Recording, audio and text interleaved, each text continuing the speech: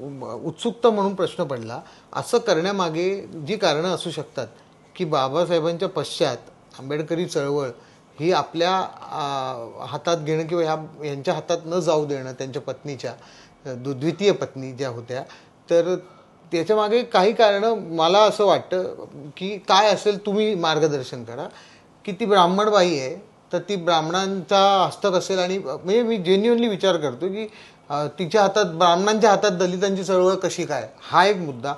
तर दुसरी गोष्ट, बाईच्या हातात आमचं नेतृत्व कसं काय, हा दुसरा मुद्दा. आणि तिसरा मुद्दा की तिला कशाला मला मिळालं पाहिजे, हा तिसरा मुद्दा. तर ह्यातल्या नेमक्या कुठल्या मुद्द्यावर माईंच्या हातात, माई साहेबांची ती मिळाली नाही तर चळवळ? हे तिन्ही कारणं आहेत.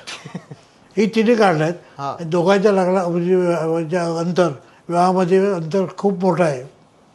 हां, दोघांच्या खूप मोठं अंतर आहे. इतकं अंतर आहे की ज्याला आपण शारीरिक सुख म्हणतो त्याच्या पलीकडचं आहे. बरोबर. हां, त्यामुळं ते एक पण कारण आहे.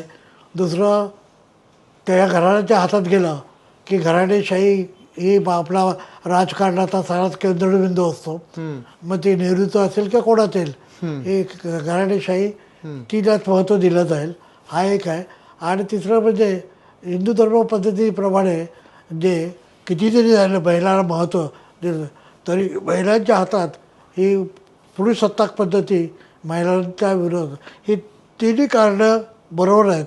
आणि त्या तिन्ही कारणामुळे माईसाहेबाला एक बहिष्कृत करण्यात आलं.